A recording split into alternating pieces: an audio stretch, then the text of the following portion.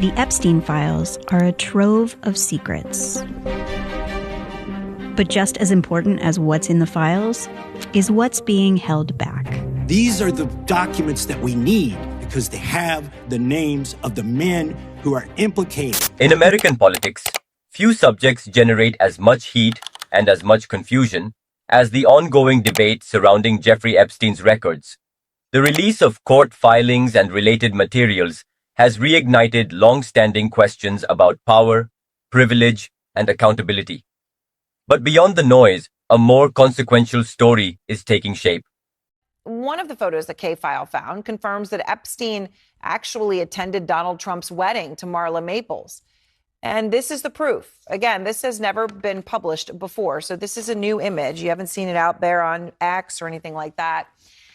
What does this moment actually reveal about public trust, political narratives, and the relationship between wealth and influence? Let's start with the atmosphere. Whenever material tied to elite scandal becomes public, the reaction follows a familiar pattern. Outrage rises quickly. Speculation spreads even faster. Political figures, commentators, and social media personalities rush to frame the story in ways that confirm what they already believe. And in this case, the conversation has moved well beyond Epstein's crimes into something much larger. Jeffrey Epstein is talking about pandemic planning to someone named Bill, whose name is redacted.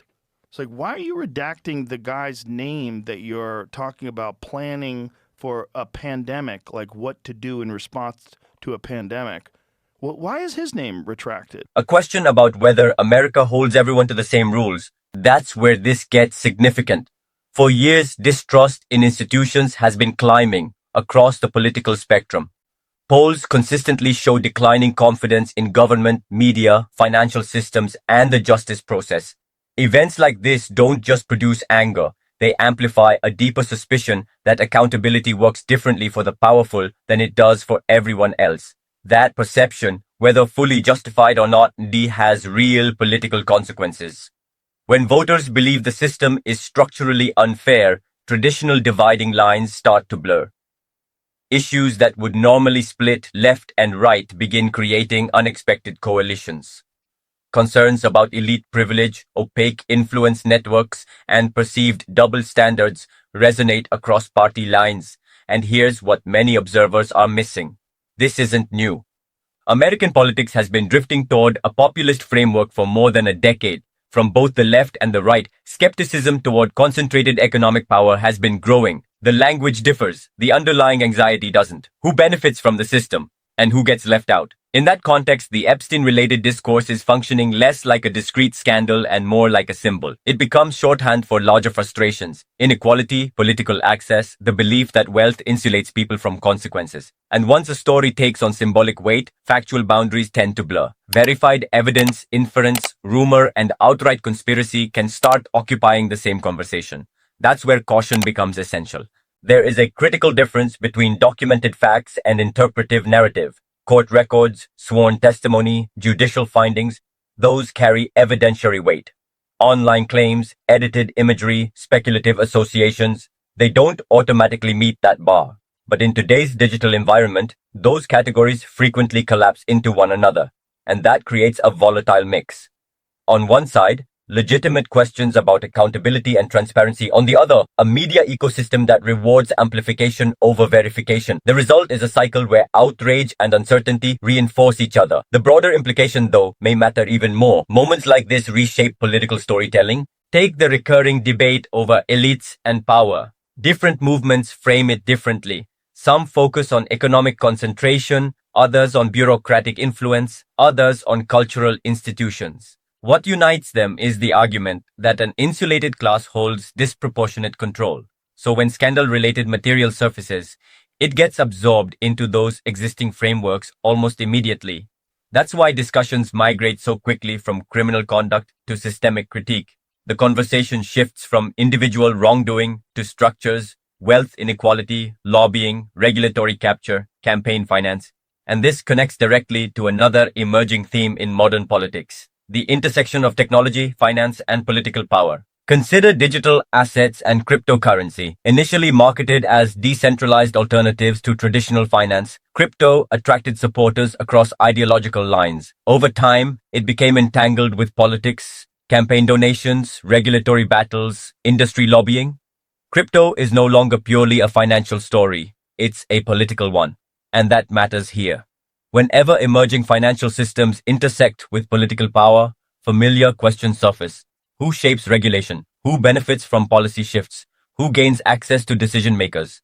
Those questions echo long-standing debates about Wall Street and corporate influence. Now layer in the economic backdrop.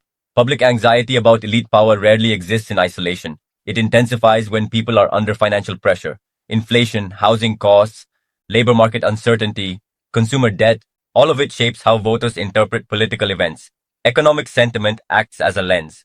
When households feel stable, scandals involving wealth tend to generate contained outrage. When economic stress is high, the same story can trigger something deeper. Broader resentment, structural critique, and right now, that sensitivity is elevated. Persistent price pressures, uneven labor signals, and the lived reality of groceries, rent, and healthcare keep economic anxiety close to the surface. Aggregate statistics often tell a different story than daily experience. Politically, experience usually wins. There's one more layer worth examining: institutional trust. In a healthy democracy, confidence in the rule of law depends on believing that investigations and judicial processes function independently. When powerful individuals are involved, transparency becomes especially important, not because it eliminates controversy, because opacity magnifies suspicion. What many people are reacting to isn't just the content of documents, it's uncertainty about process, how decisions get made, whether standards are applied consistently. That uncertainty fuels narrative competition.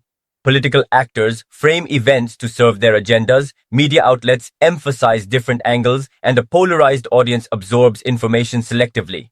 The result? Multiple competing realities existing side by side. But the deeper structural issue isn't any single scandal, it's the widening gap between institutional complexity and public understanding. Modern governance, finance, and law are extraordinarily intricate. Political communication compresses them into emotionally resonant, simplified narratives. When complexity meets simplification, misunderstanding is almost inevitable. So, where does this leave us? Three things. First, evidence matters. Serious allegations require serious proof. Documented findings carry weight. Speculation requires verification. Democratic accountability depends on factual discipline, not just scrutiny.